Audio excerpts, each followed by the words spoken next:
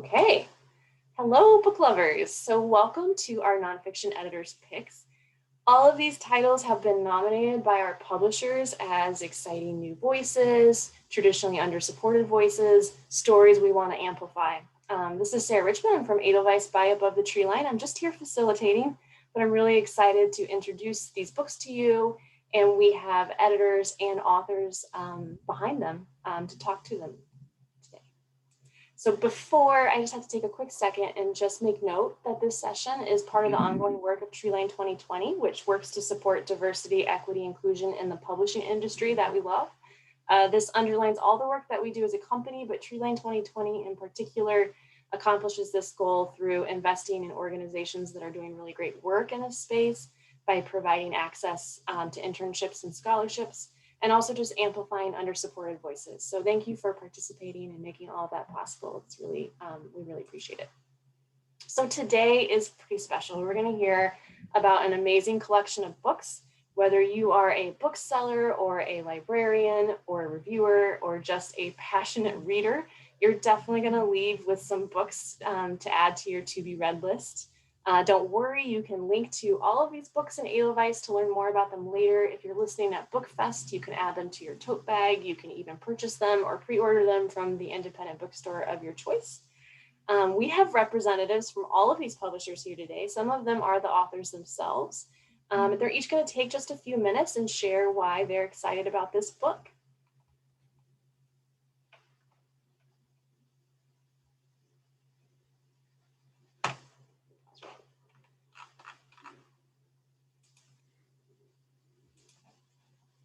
Had to get to the right slide. So here we go.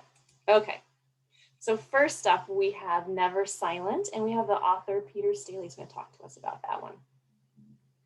Hey everyone, thanks Sarah.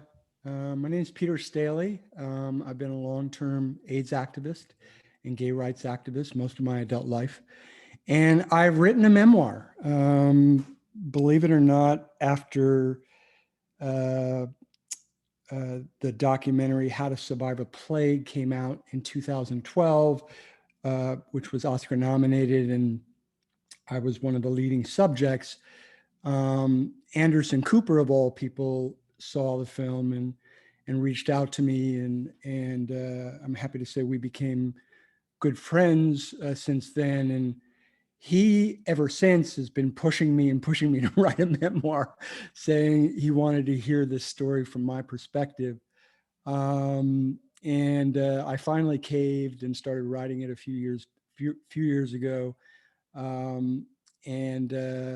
I think beyond How to Survive a Plague and how others have told my story, most of those have been kind of highlight reels and kind of the most spectacular of ACT UP's actions. And they rarely say how those actions were pulled off and were planned, and the nerve-wracking moments when they almost fell apart. They never discuss what led me into activism, how I was a closeted bond trader on Wall Street, and why I was on Wall Street, that I really wanted to get into politics someday. So activism became a kind of a circuitous route to finally get in a position to create change with a large movement. There are, I would say, at least 3/4 of the content in my memoir is fresh for the reader. They've never heard it before. I hope it is a story that will inspire. We have a foreword in the book from Anderson Cooper. We plan on flogging it pretty well with the LGBT press and blogs and a book tour. And I hope you all give it a chance. Some of the highlights are it launches with an action that is one of my favorite, where 7 of us shut down trading on the New York Stock Exchange. It was kind of a mission impossible. We were there to protest the high price of AZT.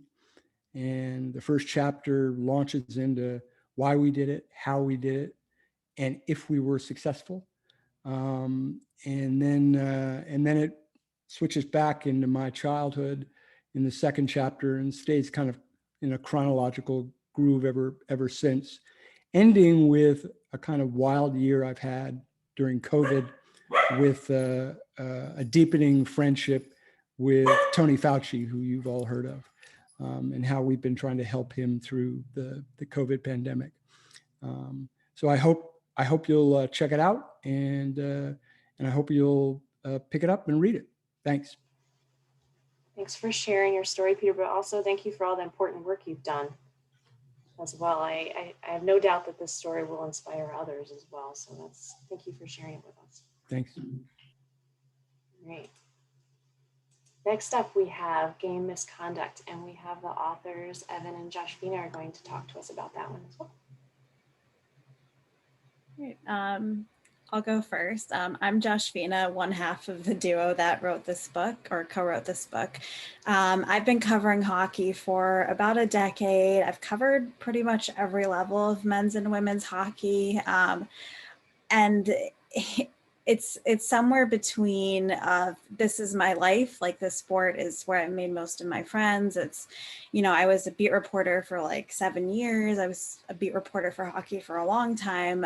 It's very much a part of my identity, which is interesting because as a brown woman, my identity in this sport is kind of in question, I guess, so to speak. So I'll let Evan introduce himself and then we can kind of talk about the book. Yes. Hello, everyone. I'm Evan F. Moore. I cover culture and entertainment for the Chicago Sun-Times. And I guess a little bit part of my hockey journey is not only being a fan since I was a child, but also later on, covering the sport and also some of the issues within the sport as well. So this book, I think Evan and I have both talked about our experiences and kind of what we've witnessed. And our hope is that this book serves as a roadmap to how to make hockey culture better, just from what we've witnessed, but also really kind of serving as a piece of solidarity for everyone who's marginalized within the community so that they realize that they're not alone. As well as how to fix it moving forward. But this is something that for me personally is really important with my experiences and my identity. It's tough to be in a sport you love it, but it doesn't love you back. So our hope is that we can kind of change it so it does love everybody back. Yeah, no doubt. To piggyback on that, we use a phrase in the book saying, hockey needs therapy or at least an intervention. And reason we say that is we're obviously fans of the game, and using another term that people are using these days, we're not trying to cancel hockey or hockey culture. We want it to be better. We're going to discuss some uncomfortable ideas that you see on the screen, in terms of racism, homophobia, xenophobia, bullying, sexism, violence, and, ableism are some of the topics we're discussing. And we lined up everyone from parents, players, what else? People who've written about the game, journalists, authors, and other folks who are stakeholders in the game and who care about the game. And we do have to discuss some things, getting back to the thing about therapy and intervention. And I'm not sure anyone has any experience with that, but when you talk about those things, you have to go back and speak about the past and issues that led to where we're at. So that's definitely, a part of what we're trying to do, with the book. Mm-hmm. And you don't have to be a hockey fan to understand it. Pretty much all the examples we found for the book, we focused on a few, we explained them in detail. So you don't really have to be familiar with, I guess, the main players, so to speak, in hockey. And it's hockey specific in the sense that when we look at why things happen and how to fix it, there are certain aspects about hockey specifically and the way it's set up that make certain, I guess, reasons very specific to hockey, like in terms of the fact that it's very insular compared to a lot of other sports, and it's a lot smaller. But these are also, some of the solutions and issues that we cover here are things that apply to society as a whole and other sports as well. So our hope is that it's not, it's obviously meant for hockey, it's specific to hockey, but, we think that there's something that everyone can take away from this book, or we at least hope that there is. Oh, yeah, no doubt. We saw recent weeks, it was even last week, about hockey fights and how it's viewed by the sport. And with hardcore hockey fans, they view it as a means to an end or a traditional endeavor. But meanwhile, if you see a fight in the NBA, you remember a few years ago, several years ago, the Malice at the Palace between the Detroit Pistons and the Indiana Pacers, that was viewed as some sort of cultural failing because the NBA is a predominantly, black sport, and because of that incident, the NBA instituted a dress code.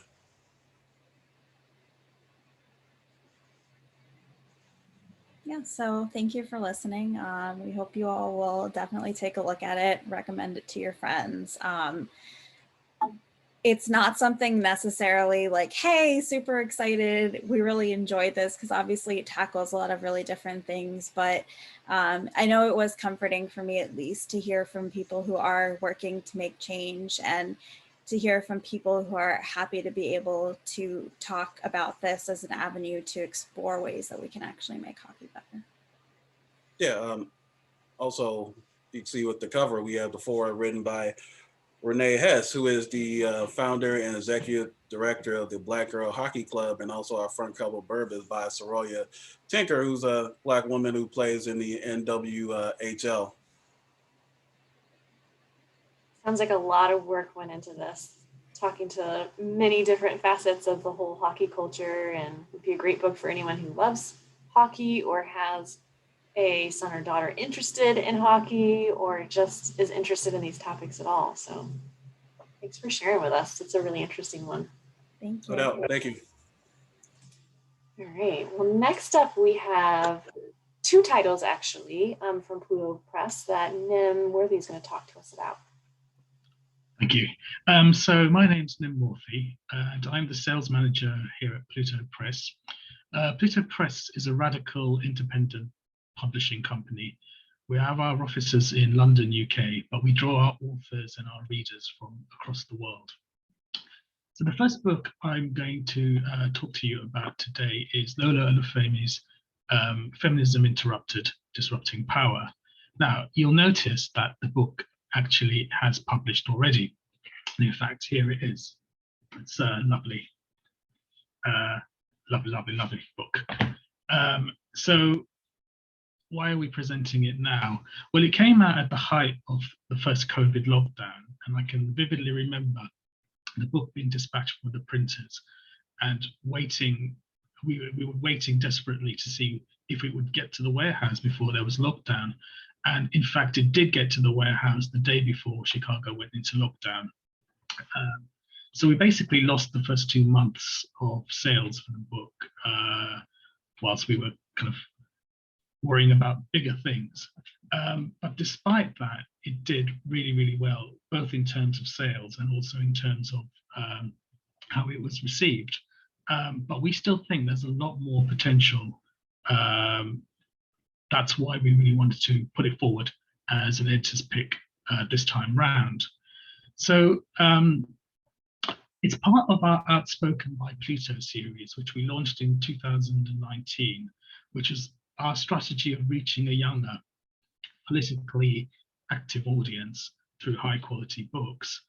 5 books have been published in the series, and we've got 1 more coming out next month, Lost in Work, and 2 more in September, Burnt, Fighting for Climate Justice, and Make Bosses Pay, Why We Need Unions. We do have a catalogue on Edelweiss for our Outspoken by Pluto, so I would look out for that catalogue.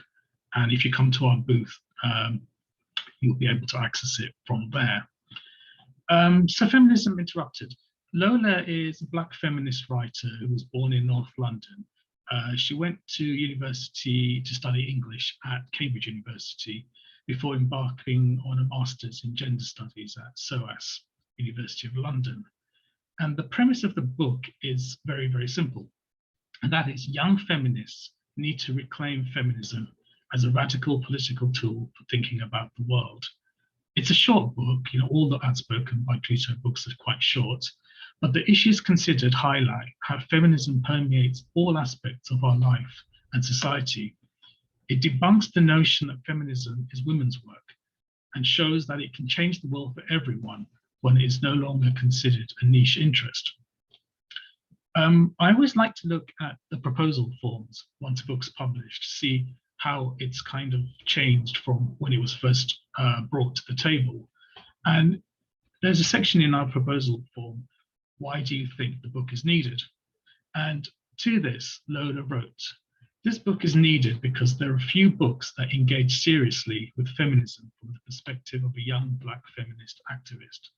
I would have found a book like this helpful when I was 17, 18, and wanted a more critical perspective, but felt locked out of academic feminism by unnecessarily theoretical language. And looking at the finished product, I think she's definitely done what she intended to do at the start. So the benefit of speaking about books that are already published is I can tell you what readers think about it, rather than myself telling you what I think readers will think about it. And I've got 2 reviews here from Goodreads, which I'd like to share, because they actually managed to describe the book way better than I actually could.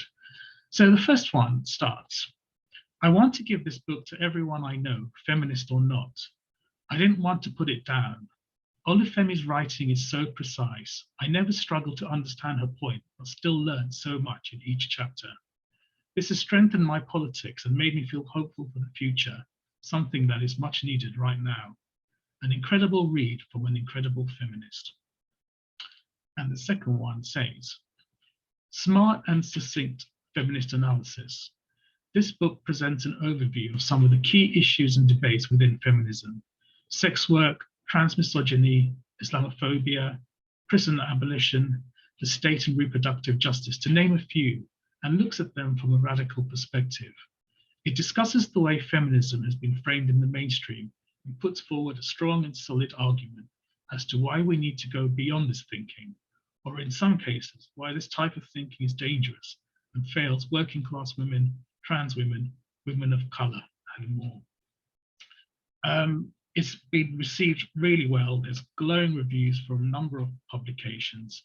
It was named one of Cosmopolitan's magazine's best new books for 2020. And Angela Davis, no less, remarked on Lola and her work, I was blown away. As an endorsement, it doesn't get better than that. We are going to have a review copy available, and we're going to try and get it onto the e-reader as well. So do look at it, look out for it, try and get a hold of a copy. Okay, the second book I want to talk about is I Am a Revolutionary, Fred Hampton Speaks. Now, Fred Hampton was deputy chairman of the Black Panther Party and chairman of the Chicago chapter, who was assassinated by the FBI in December 1969 at the tender age of just 21 years old. The story of his assassination was the subject of the 2021 critically acclaimed film Judas and the Black Messiah, directed by Shaka King. Actually, recently, Daniel Kaluuya won an Oscar for Best Supporting Actor for his portrayal of Fred Hampton. So this is a very timely publication, as his story has reached a kind of national prominence.